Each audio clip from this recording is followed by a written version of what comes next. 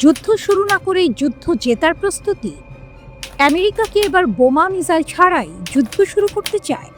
কারণ এবার তারা সামনে এনেছে এমন এক অস্ত্র যা শব্দ করে না, বিস্ফোরণ ঘটায় না, কিন্তু শত্রুকে অন্ধ, বধির আর বোবা করে দিতে পারে। এই অস্ত্রের নাম E-837B কম্পাস কল। ২৬ জানুয়ারি সামরিক বিশ্লেষণধর্মী সাইট ডিফেন্স সিকিউরিটি এশিয়া প্রথম জানায় যুক্তরাষ্ট্রের ২টি E-837B ইলেকট্রনিক ওয়ারফেয়ার বিমান জার্মানির রামস্টেইন এয়ারবেজে পৌঁছেছে। এটা কোনো সাধারণ ঘাঁটি না। রামস্টেইন হলো ইউরোপে মার্কিন বিমান বাহিনীর নার্ভ সেন্টার। এর আগের দিন অর্থাৎ ২৫ জানুয়ারি থেকে এভিয়েশন পর্যবেক্ষকরা রিয়েল টাইমে লক্ষ্য করেন এই বিমানগুলো ইচ্ছাকৃতভাবেই ইউরোপে সরানো হচ্ছে। এখন প্রশ্ন, যখন ইরান নিয়ে উত্তেজনা চরমে, ঠিক তখনই কেন? E-837B আসলে কি করে? সহজ ভাষায় বললে E-837B হলো ইলেকট্রনিক যুদ্ধের রাজা। এটা শত্রুর যোগাযোগ ব্যবস্থা, radar, navigation, command and control system সবকিছু একসাথে জ্যাম করে দিতে পারে। মানে কি? শত্রু দেখতে পায় না, শত্রু কথা বলতে পারে না, শত্রু নির্দেশ দিতে পারে না। বোমা ছোড়ার আগেই যুদ্ধক্ষেত্র নিজের নিয়ন্ত্রণে নিয়ে নেয়া, এটাই এর মূল কাজ। এই কারণেই আমেরিকান এয়ারফোর্স E-837B কে বলে ফোর্স মাল্টিপ্লায়ার। মানে এটা একা যুদ্ধ করে না, কিন্তু আশেপাশের সব যুদ্ধ বিমান, ড্রোন, জাহাজকে আরও ভয়ঙ্কর করে তোলে। এই বিমান এত বিশেষ কেন? E-837B তৈরি হয়েছে একটি বিশেষভাবে পরিবর্তিত গালফ স্ট্রিম G550 জেটের ওপর। এর বৈশিষ্ট্য প্রায় ৪,৪১০ নটিক্যাল মাইল রেঞ্জ, নিরাপদ দূরত্ব থেকে দীর্ঘ সময় অপারেশন, উচ্চ আকাশে স্থায়ীভাবে উঠতে সক্ষম। এতে আছে উন্নত স্যাটেলাইট কমিউনিকেশন, দ্রুত ডেটা শেয়ার করার সিস্টেম, একাধিক যুদ্ধক্ষেত্র একসাথে প্রভাবিত করার ক্ষমতা। অর্থাৎ এই বিমান বসে থাকলেও শত্রুর ভেতরে বিশৃঙ্খলা তৈরি করতে পারে। ইরানের জন্য কেন এটা বড় হুমকি? ইরানের সামরিক শক্তি অনেকটাই নির্ভর করে মিসাইল সালভো, ড্রোন সোয়াম, সমন্বিত কমান্ড সিস্টেমের উপর। কিন্তু যদি রাডার কাজ না করে, যোগাযোগ বিচ্ছিন্ন হয়ে যায়, নির্দেশ পৌঁছায় না, তাহলে হাজার মিসাইল থাকলেও সবই কার্যত অকার্যকর হয়ে যায়। বিশ্লেষকদের মতে E-837B ইরানের মিসাইল ও ড্রোন হামলার সমন্বয় ভেঙে দিতে পারে। শুধু ইরান নয়, তাদের মিত্ররাও লক্ষ্যবস্তু। রামস্টেইন থেকে E-837B চাইলে পৌঁছাতে পারে মধ্যপ্রাচ্যের বড় অংশে, ইরানের মিত্র গোষ্ঠীগুলোর নেটওয়ার্কে। এর মধ্যে আছে হিজবুল্লাহ, ইয়েমেনের হুথি, ইরানপন্থী মিলিশিয়া। ২০২৪ সালের সেপ্টেম্বরে ইসরায়েলের অভিযানের সময় পুরনো EC-130H কম্পাস কল লেবাননের উপকূলে ব্যবহার হয়েছিল, এটা তারই প্রমাণ। একই সঙ্গে বাড়ছে সামরিক চাপ। ইলেকট্রনিক যুদ্ধের পাশাপাশি আমেরিকা দৃশ্যমান শক্তিও বাড়াচ্ছে।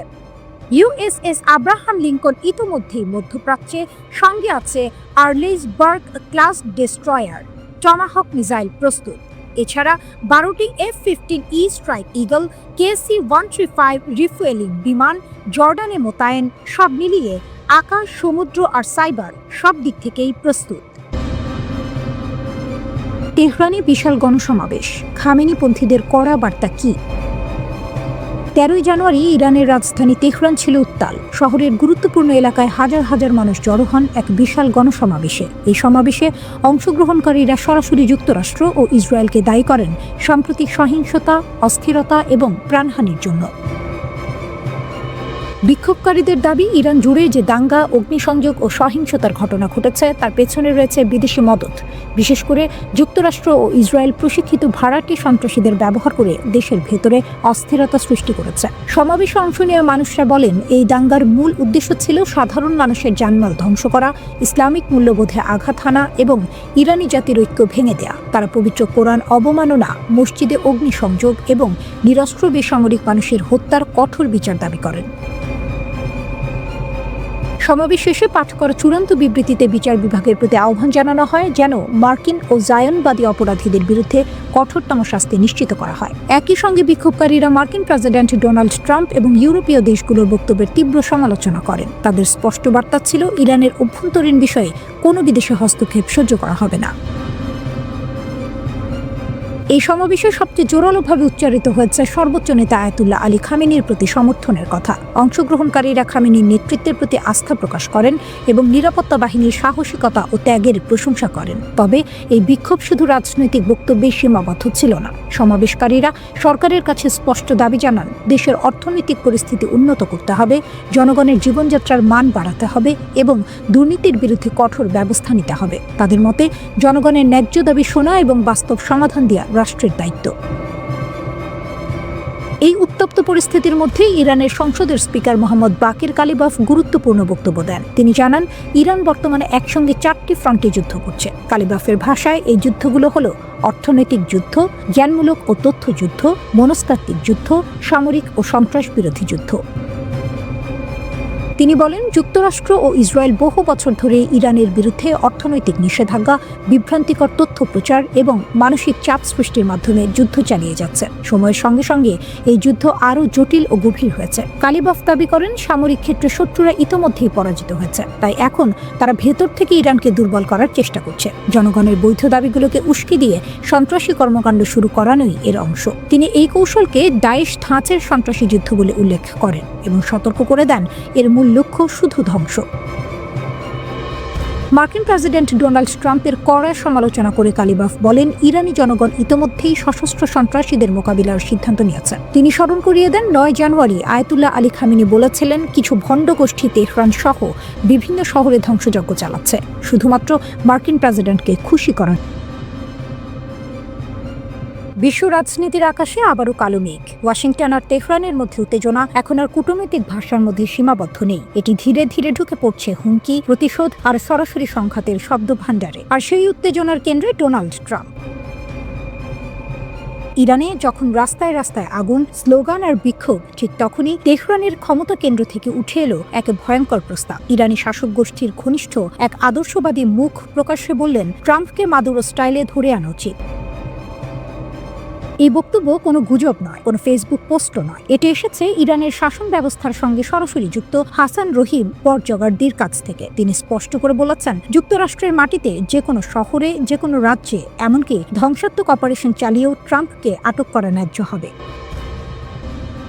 প্রশ্ন হলো, এই বক্তব্য কেন এখন? উত্তর লুকিয়ে আছে ইরানের রাস্তায়। দেশ জুড়ে ছড়িয়ে পড়া ভয়াবহ অর্থনৈতিক সংকট, মুদ্রার ধস, লাগাম ছাড়া মূল্যস্ফীতি আর দুর্নীতিতে ক্ষুব্ধ জনগণ এখন আর শুধু রুটি রুজির কথা বলছে না, তারা সরাসরি শাসন ব্যবস্থার পতন চাইছে।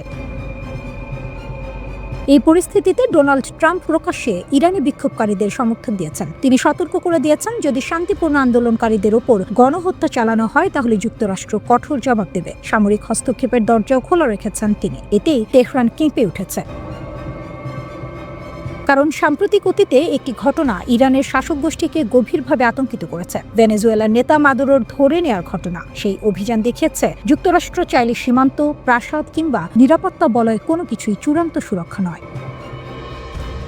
ইরানের হার্ড লাইনাররা এখন ভাবছে, আজ মাদুরো, কালকে খামেনি। এই আশঙ্কা থেকে পরজগার্দির বক্তব্য, এটি শুধু হুমকি নয়, এটি একটি মনস্তাত্ত্বিক যুদ্ধ। বার্তা পরিষ্কার, তোমরা যদি আমাদের ঘরে আগুন লাগাও, আমরা তোমাদের ঘরে ঢুকবো। একদিকে যুক্তরাষ্ট্র, অন্যদিকে ইসরায়েল। দুই দেশই ইরানের প্রতিটি পদক্ষেপ গভীরভাবে নজরদারিতে রাখছে। ইসরায়েল বহুদিন ধরেই ইরানের পারমাণবিক কর্মসূচিকে অস্তিত্বগত হুমকি হিসেবে দেখে। ট্রাম্পের কড়া অবস্থান সেই আশঙ্কাকে আরও জোরালো করেছে। অন্যদিকে খামেনি বিক্ষোভকারীদের CIA প্রশিক্ষিত এজেন্ট বলে আখ্যা দিয়েছেন। তার ভাষায়, এই আন্দোলন একটি বিদেশি ষড়যন্ত্র, যার লক্ষ্য 1979 সালের বিপ্লবকে ধ্বংস করা। ইরানে যদি যুক্তরাষ্ট্র হামলা চালায় তবে পাল্টা জবাব দেওয়া হবে বলে সতর্ক করে দিয়েছে ইরান। আন্দোলন ইরানের প্রতিটি প্রদেশের 100টিরও বেশি শহর ও নগরে ছড়িয়ে পড়েছে। ইরান সংসদের স্পিকার যুক্তরাষ্ট্রকে সতর্ক করে বলেছেন, যদি যুক্তরাষ্ট্র হামলা চালায় তবে ইসরায়েল সহ ওই অঞ্চলে যুক্তরাষ্ট্রের সামরিক ও নৌ পরিবহন কেন্দ্রগুলো বৈধ লক্ষ্যবস্তুতে পরিণত হবে। ইরানের অ্যাটর্নি জেনারেল বলেছেন, যারা বিক্ষোভ করবে তাদের এনিমি অফ গড হিসেবে বিবেচনা করা হবে। এই অপরাধের শাস্তি মৃত্যুদণ্ড। এদিকে খামেনি বিক্ষোভকারীদের একদল দুষ্কৃতিকারী বলে অভিহিত করেছেন। খামেনি দাবি করেন, যুক্তরাষ্ট্রের প্রেসিডেন্ট ট্রাম্পকে খুশি করতেই তারা এই আন্দোলন করছে। ইরান নিয়ে যুক্তরাষ্ট্রের পরবর্তী চাল কি? কেন হঠাৎ সতর্ক ইসরায়েল? যুক্তরাষ্ট্র কি ইরানের দিকে এগোচ্ছে? আর যদি এগোয় তাহলে তার প্রথম কম্পন কেন টের পাচ্ছে ইসরায়েল?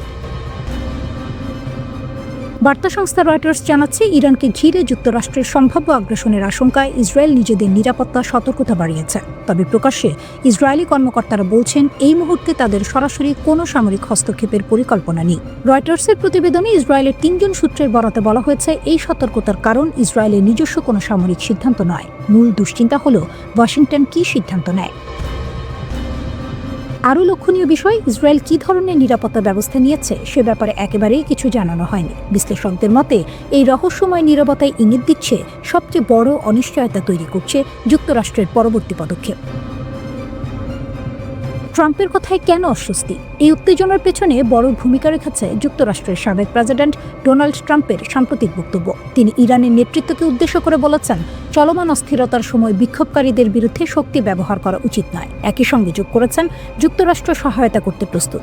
শুনতে মানবিক মনে হলেও তেহরান এই বক্তব্যকে অন্য চোখে দেখছে।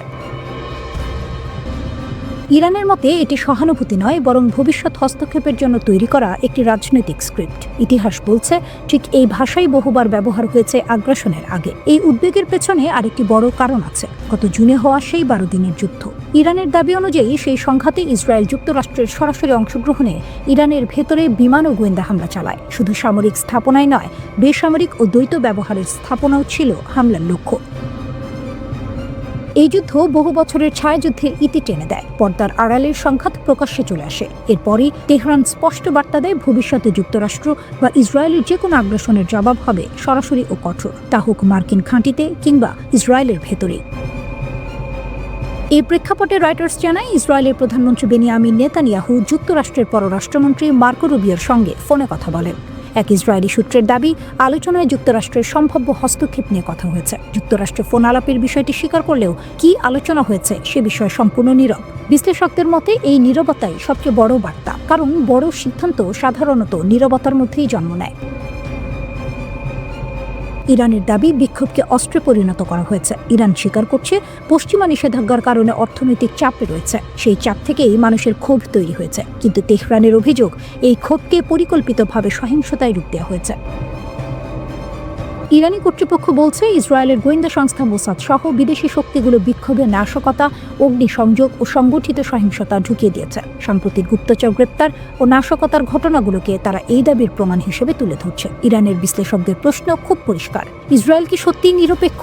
নেতানিয়াহু ট্রাম্পের সঙ্গে আলোচনায় ইরানের বিরুদ্ধে সামরিক চাপের বিষয়টি তুলেছেন, এমন খবর প্রকাশিত হয়েছে। তাই ইরানের চোখে এই সতর্কতা আসলে কৌশলগত নাটক, দ্বৈত বার্তার পুরনো খেলা। দ্য ইকোনমিস্ট এ দেয়া সাক্ষাৎকারে নেতানিয়াহু বলেছেন, ইরান যদি ইসরায়েলকে আক্রমণ করে তবে ভয়াবহ পরিণতি ভোগ করতে হবে। আবার একই সাক্ষাৎকারে তিনি বলেন, ইরানের ভেতরে কি হচ্ছে সেটি আমাদের দেখতে হবে। ইরানের বিক্ষোভের মধ্যেই যুক্তরাষ্ট্রের হুঁশিয়ারি। ইরানে ব্যাপক বিক্ষোভ, তেল আবিব ওয়াশিংটন জোটের নজরদারি, সব মিলিয়ে পরিস্থিতি হয়ে উঠেছে ভয়ঙ্কর। এই পরিস্থিতিতে মার্কিন প্রেসিডেন্ট ডোনাল্ড ট্রাম্প সরাসরি ইরানের সরকারকে সতর্ক করেছেন। দেশ জুড়ে চলা টানা বিক্ষোভের মুখে ইরানের পার্লামেন্টের স্পিকার মোহাম্মদ বাকের কালিবাফ অভিযোগ করেছেন, ইসলামী প্রজাতন্ত্র একই সাথে যুক্তরাষ্ট্র, ইসরায়েল সহ 4টি বৈশ্বিক ফ্রন্টের বিরুদ্ধে যুদ্ধ করছে। ওদিকে ট্রাম্প বলছেন, যদি ইরান বিক্ষোভকারীদের উপর রক্তাক্ত দমন চালায় তাহলে যুক্তরাষ্ট্র সরাসরি হস্তক্ষেপ করতে পারে। তবে তিনি জোর দিয়ে জানিয়েছেন, এর মানে মাটিতে সৈন্য পাঠানো নয়, বরং তাদের সবচেয়ে সংবেদনশীল জায়গায় আঘাত করা হবে। যুক্তরাষ্ট্রের সম্ভাব্য পদক্ষেপ। মার্কিন মিডিয়া রিপোর্ট অনুযায়ী ট্রাম্প প্রশাসন ইতিমধ্যেই ইরানের উপর সম্ভাব্য অপশন নিয়ে আলোচনা করছে। তার মধ্যে রয়েছে বৃহৎ বিমান হামলা, একাধিক ইরানি সামরিক লক্ষ্যবস্তুতে আঘাত। এর মধ্যে থাকতে পারে IRGC বা ল এনফোর্সমেন্ট ইউনিট, যেগুলো বিক্ষোভ দমন করছে, নন মিলিটারি সাইটে আঘাত, সরকারি বা গুরুত্বপূর্ণ বেসামরিক অবকাঠামো। তবে একেবারে হস্তক্ষেপের পথে এগোতে একটি বড় ঝুঁকি আছে। সরাসরি হস্তক্ষেপ কিছু অংশের ইরানি জনতাকে সরকারের প্রতি আরও শক্তিশালী করতে পারে, আবার বিমান হামলা আতঙ্কিত করতে পারে, কিন্তু পুরো পরিস্থিতি জটিল করতে পারে। নিউ ইয়র্ক টাইমসের এক শীর্ষ সামরিক কর্মকর্তা জানিয়েছেন, আঞ্চলিক কমান্ডাররা আরও সময় চাচ্ছে যেন ইরানের প্রতিশোধ মোকাবিলার প্রস্তুতি নিতে পারে। এখনো পর্যন্ত কোনো সামরিক সরঞ্জাম বা সেনা সরানো হয়নি, তবে যুক্তরাষ্ট্রের নৌ ও বায়ু শক্তি অঞ্চলটিতে কার্যকর অবস্থায় রয়েছে। জুন মাসে দেখা গেছে আমেরিকার B-2 বোমারু বিমান সরাসরি ইরানের পারমাণবিক স্থাপনা লক্ষ্য করে হামলা চালিয়েছিল। তখনই তেহরান স্পষ্ট করে বলেছিল, যে কোনো হামলার জবাব কঠোর হবে। ওদিকে ইরানের পার্লামেন্টে ভাষণে স্পিকার কালিবাফ বলেন, ইরান বর্তমানে অর্থনৈতিক, সামরিক, জ্ঞান এবং সন্ত্রাস বিরোধী ক্ষেত্রে একই সাথে মার্কিন যুক্তরাষ্ট্র এবং ইসরায়েলের শত্রুদের বিরুদ্ধে যুদ্ধে লিপ্ত। তিনি বলেন, মার্কিন যুক্তরাষ্ট্রের সঙ্গে ইরানের অর্থনৈতিক, প্রযুক্তি এবং মনস্তাত্ত্বিক যুদ্ধ বহু বছর ধরে চলমান এবং সময়ের সাথে সাথে তা আরও জটিল হয়ে উঠেছে। এর মধ্যে গত বছরের জুনে আমেরিকান ও ইসরায়েলি আগ্রাসনের পর সামরিক যুদ্ধ শুরু হয়। কালিবাফ উল্লেখ করেছেন, ইরানের বিরুদ্ধে সামরিক যুদ্ধে শত্রুপক্ষ পরাজিত হয়ে মার্কিন যুক্তরাষ্ট্রকে দেশে অস্থিরতা উস্কে দিয়ে জনগণের বৈধ দাবি ছিনিয়ে নিতে এবং সন্ত্রাসের নামে যুদ্ধ শুরু করতে বাধ্য করছে। তেহরানের বিরুদ্ধে কড়া হুমকি দেয় মার্কিন প্রেসিডেন্ট ডোনাল্ড ট্রাম্পের তীব্র সমালোচনা করেছেন কালিবাফ। তিনি বলেন, ইরানের জনগণ সশস্ত্র সন্ত্রাসীদের বিরুদ্ধে দাঁড়ানোর এবং তাদের পুরোপুরি দমন করার সিদ্ধান্ত নিয়েছে। কালিবাফ আরও বলেন, কিছু মানুষ ট্রাম্পের কথায় ভুল বুঝে তাকে খুশি করার জন্য অকারণে বিক্ষোভ করে যাচ্ছে। তিনি মনে করেন, এতে দেশের কোনো লাভ হচ্ছে না। ইসলামী প্রজাতন্ত্র ও জাতীয় ঐক্য রক্ষা করতে সবাইকে শান্ত থাকার আহ্বান জানান কালিবাফ।